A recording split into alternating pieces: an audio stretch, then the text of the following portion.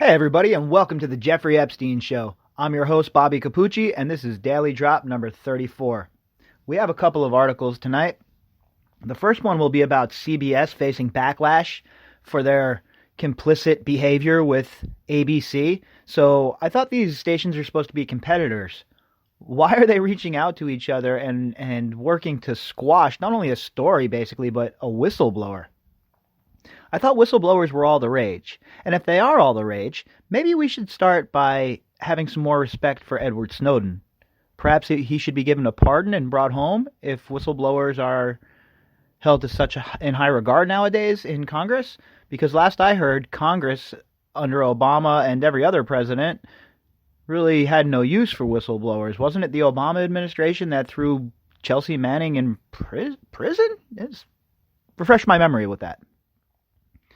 So there's this narrative that, these other administrations are, squeaky clean, and this is the first administration that anyone's ever questioned anything about. It's not the case. So this is all it's all insane to see unfold. We have these two huge media outlets who are supposed to be reliable, who a lot of people would point to and say, hey, this is good quality news. You could rely on this when you read this or you get this information from them. That's how it was in the past, right? They were part of that group where everybody, they turned to CBS, ABC, NBC, and then the internet rolled around, right? And we all started to know better. Anyway, I'm going to jump into this first article. This is a Fox News article, foxnews.com article, and we're going to dive right in. CBS News is facing heavy backlash for reportedly firing the ex-ABC News staffer who leaked the footage exposing how the network killed the Jeffrey Epstein story. Journalist Yashar Ali cited two sources with knowledge of the situation who claimed ABC News executives believe they know the identity of a former employee with access to the viral footage of ABC News of the ABC News anchor Amy Robach claiming her network quashed her reporting on Epstein and that they suspected the leaker was working at CBS News. Okay, and they didn't do anything at CBS to cost them their job, right? I think they did a great service to the people of this nation, people of the world, honestly. Because, let's be real, we've talked about it. This is multiple continents. This isn't just like a guy that was acting in one state or had like this one house where he was bringing people. We know that this man was spread out. His tentacles were everywhere, right? We know all of this. According to Ali, the executives at both networks were in communication with each other throughout the process, and the CBS staffer has since been fired. The New York Post also reported that CBS fired the employee. So next time you're watching CBS or ABC and you see these people on there virtue signaling and crying crocodile tears about whistleblowers and identities and blah, blah, blah, blah, blah, blah, blah, just remember what they've done here, okay? Just remember, this is a person whose life they ruined. We aren't talking about a host, right? We're talking about a staffer, probably making a decent amount of money, but nothing that comes anywhere close to something like what Amy Robach is making or what one of these on-air personalities would be making, right? So they work together to ruin that person's life. Why? Because they brought the information to the public that a huge, trusted, supposedly, news source was sitting on one of the hugest stories ever, especially in this kind of case. I mean, are you kidding me right now? A TV source said the woman was let go on Wednesday after ABC execs alerted CBS, Page 6 reporter Sarah Nathan wrote. The reported collaboration between the two networks and firing of the CBS staffer were widely criticized on social media. CBS fired a staffer for a story that was embarrassing to ABC? Republican pollster Logan Dobson asked. Thank God the monster who leaked video about ABC spiking news on a politically connected billionaire pedophile will no longer be disgracing the journalism profession again, another Twitter user reacted. Many critics, however, compared the apparent leaker to the whistleblower who triggered the impeachment inquiry into President Trump. Nice to see the media competitors coming together to destroy the whistleblower, Grabien founder Tom Elliott wrote. CBS News declined comment, Project Veritas published the footage that included Robach saying ABC refused to air an interview she conducted with one of Epstein's victims. Despite widespread criticism, ABC News downplayed the significance of the video, telling Fox News that Robach's Epstein story wasn't fit to air. The next article we're going to read completely blows that right out of the water, okay? This is just crazy. It's just crazy. And then the article ends with, at the time, not all of our reporting met our standards to air, but we have never stopped investigating the story. Ever since, we've had a team on the investigation and substantial resources dedicated to it, an ABC News spokesperson told Fox News. That work has led to a 2-hour documentary and 6-part podcast that will air in the new year. Well, yay for them, right? They're really doing a lot. They're really stepping up to the plate and doing fine journalism over there at ABC. We should all just take a step back, and because they're releasing a 6-part podcast and they've dedicated a few reporters to the story, that we should just step back and understand that, they didn't even know who Jeffrey Epstein was in 2015. I mean, who was the guy? What was he involved with? Does he have any powerful friends? Did he roll in any powerful circles? I wonder who made that decision at the news desk. Was it the editor? Doubtful. Probably from the very, very, very, very top, right? A decision like that must be made from the very top, you would think. I don't know. Those are questions that they need to answer, right? We're putting those questions out there, and those are the questions that they need to answer. Not the no comments and the panned, prepared releases. How about somebody gives an interview and, explains everything from the very top so that we have a complete understanding. Why would you fire the person who released this? Especially considering they didn't even release it at your station. It just once again goes to show you how the media works. They're almost like organized crime at this point, the way they destroy people's lives. They will write articles about people that aren't even true. And then when called out on it, no big deal, nothing happens, there's no ramifications, nobody gets in trouble. Once again, these high-level news readers that we talk about, these are part of the elite class, right? These people are making millions and millions and millions of dollars to read the news and lie to us on a regular basis. But yet we're supposed to take them at their word. We're supposed to say, oh, that's okay that you guys killed that story, no big deal. That story wasn't a big deal to anybody in 2015. How many people could have been stopped? How many girls could have been stopped from being abused by this monster? How many? So whoever made this decision, once again, like I always say, you're complicit. You're an enabler. You're at the very least, you need to answer some questions.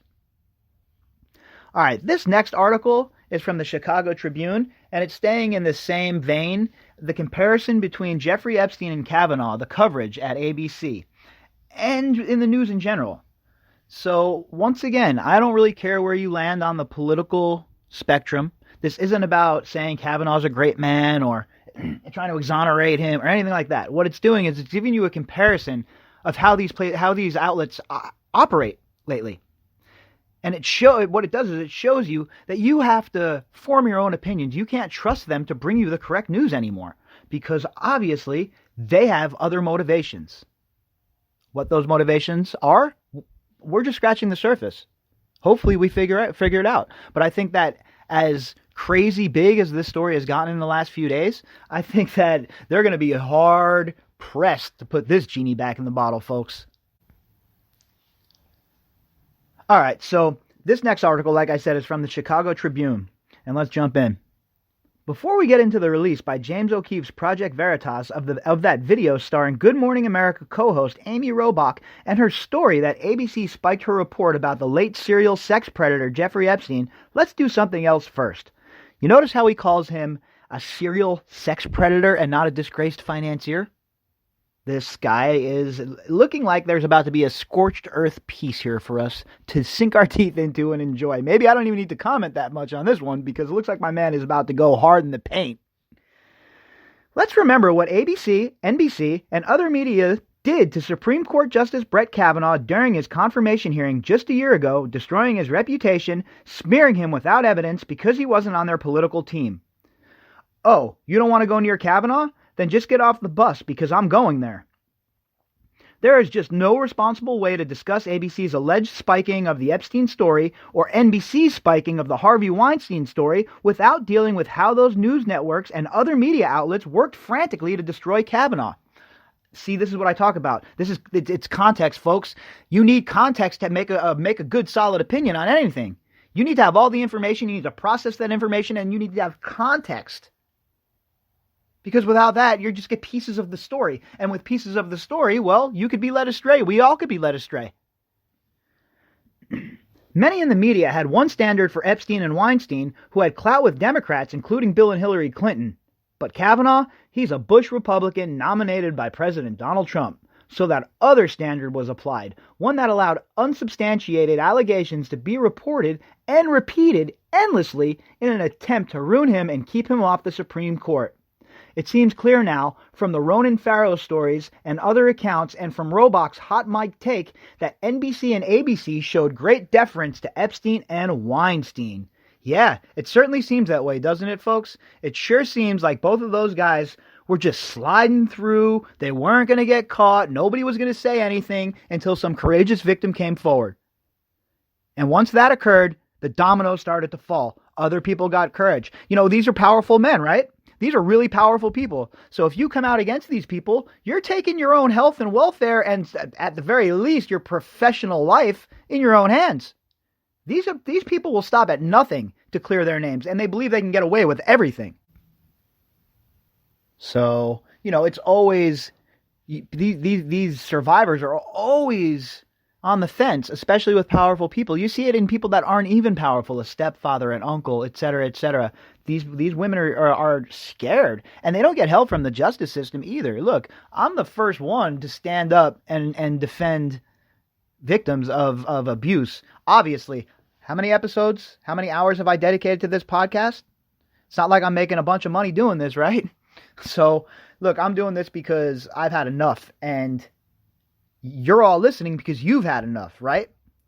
And together, enough is enough. And then that's when everybody stands up together at the same time, looks at these people and say, oh, you people the party is over for you six sons of bitches. And that starts by holding them accountable, right? But Kavanaugh, he wasn't treated deferentially. His reputation was destroyed by wild, unsupported, and fantastic allegations that he was a serial sex predator. Without corroboration, Kavanaugh was even shamed as the leader of a gang rape crew that drugged young women before attacking them. The unctuous and now discredited lawyer Michael Avenatti was constantly on TV, welcomed on ABC with his lips and tongue wet and malicious with gossip. And that's 100% fact. This guy was, how many times was he on TV? Running his spiel, talking his nonsense. He's even a regular guest on one of the local shows here in Las Vegas. Absolutely disgusting. I'll be going to the mountains sometimes, and this knucklehead will be on, and they have him up on like this pedestal, like he's this great interview. It's unbelievable to me. When Kavanaugh dared become angry about the smears, TV panels of talking heads said he was all but insane. Newspapers were also attacking Kavanaugh, and now many are busy skinning Trump and calling his 60 million voters, some being their own readers, stupid. But much of the damage done to Kavanaugh was delivered on TV news because TV, particularly those vapid morning shows like Good Morning America, aren't really about news. Network TV is about entertainment and the selling of emotion, a place where repeated follow-up questions are avoided because we're told it's not good TV. I had this interview with Virginia Roberts, Robach said in that video referencing an alleged Epstein sex slave victim. We would not put it out on the air. The British Royal Palace found out we had her whole allegations about Prince Andrew and threatened us a million ways. ABC were afraid we wouldn't be able to interview English royals, Kate and Will, that also quashed the story. ABC lawyers earned their pay and issued statements that the Epstein reporting wasn't up to standard. And the Robach statement was issued saying that the Project Veritas video caught her in a private moment. I was upset that an important interview I had conducted with Virginia Roberts didn't air because I could not obtain sufficient corroborating evidence to meet ABC's editorial standards. A private moment? Isn't your job to disseminate information to the public? A private moment is what you have with your husband. A private moment is what you have with your brother or your cousin or a good friend behind closed doors. This isn't a private moment. You're in your place of work and you're gossiping and BSing and you're letting loose with your coworkers and somebody picked it up on a hot mic. That's your bad. And it's doubly worse because you're so worried about your job that instead of meeting them head on, you say, "Oh wait, I'm gonna repeat the same exact thing the company said. Let me toe the company line." Real brave. You're a real brave journalist. How much money have you made in your career there? Even if they fired you, you'd be set for life. Take a stand. Have some backbone. Again, where were those standards when Avenatti client Julie Swetnick smeared Kavanaugh about leading the gang rape? Where were those standards when ABC News honcho George Stephanopoulos, Clinton Foundation donor zero, attended a New York party honoring Epstein after the sex predator was released from his slap-on-the-wrist 13-month jail sentence in Florida? So where were those standards? Nah, those standards don't apply to people they don't like. And the people that they don't like are the people that question them. Anybody who doesn't get in line, anybody who doesn't get involved with their groupthink, well, forget it. You're the enemy. You're a target. So I'm guessing everybody out there that enjoys this show, that listens to this show and other shows like this, you're the enemy. When they get up there and they're prancing and prattling about et cetera, they're really talking about you. So if you're not mad yet, especially now, I don't even know what to tell you, honestly. Prince Andrew was there, and other media types were there as well, sniffing up to the royals for access. Why? Why? Who cares what the royals are up to? Why would any American care what those people are up to? Looks to me like they're busy being grifters. Looks to me like they're busy getting rich off of the taxes of the English people. Royalty in the year 2019? What is this? A bad knockoff of Game of Thrones? With Epstein and media's show ponies hobnobbing and all that glitz, you might wonder if they pondered their standards. That's a very good question. Did they ponder their standards? I think not. All they saw were dollar signs and access, and that's all it comes down to, like I said, for these people, dollar signs and access. And as they held glasses of champagne and made witty party talk with Epstein and other guests, you also might wonder if their tails twitched. In the video, Robot comes off as a bright, committed, exasperated, and upset, but she's a news pro wearing a hot mic, talking on set, so I don't believe it was a mistake. It seemed rather like a declaration. Bang! Exactly right. Before the Project Veritas story broke, Margaret Sullivan, the media columnist for the Washington Post, excoriated NBC for its handling of the Harvey Weinstein story. Sullivan properly noted that others at NBC News, from Lester Holt to Rachel Maddow, had demanded answers and hadn't received answers. Farrow, then of NBC News, had the story about the Hollywood producer and alleged sexual predator Weinstein. NBC wouldn't run it, insisting it didn't meet its standards. So we have a pattern, huh? These rich, powerful, sick, depraved individuals can get away with whatever they want. Casting couch, whatever they want. Trafficking girls, young girls, 14, 15. Think about it, 14 or 15. If you're not enraged by that, I don't even know what to tell you. I mean, honestly, it's so maddening to think about that this guy got away with it for so long, and all these people that were in his atmosphere were just so blinded to it, right? Man. Farrow and others, including NBC producer Rich McHugh, blamed the spiking of the Weinstein story on worries that NBC's own star at the time, news anchor Matt Lauer, was also facing sexual assault complaints, and NBC was protecting itself. Aren't they the ones that are always talking about transparency, especially the last few years? If you want transparency, how about you show a little bit of transparency yourselves, right? The people don't trust you as it is. If you think this is helping, boy, you got another thing coming. There are many excellent, hardworking, and scrupulous journalists in this country from all political points of view, taking real risks to tell real stories. They are not, as Trump says, the enemy of the people. But then there are those network news honchos who decide that it's open season on people like Kavanaugh, while others who are on their team are protected. Those are the unctuous enemies of something vital to a free republic. They're the enemies of journalism, and they're doing their best to shame it. 100%. That's what I've been talking about here. There's a ton of great journalists in this country. I'm talking about the legacy media journalists, the legacy media corporate journalism outlets, and their flunkies. The ones that run around and they're not really doing any reporting now. They're activists. They're journalist activists. And that's fine and well, but label yourself as such. Don't go into it and act like you're Walter Cronkite. You're not. You're not. You're reading a teleprompter. Someone's gathering the information for you. You have producers on the ground. You're sitting around eating shrimp cocktail and laughing it up at the rest of us. Well, who's laughing now?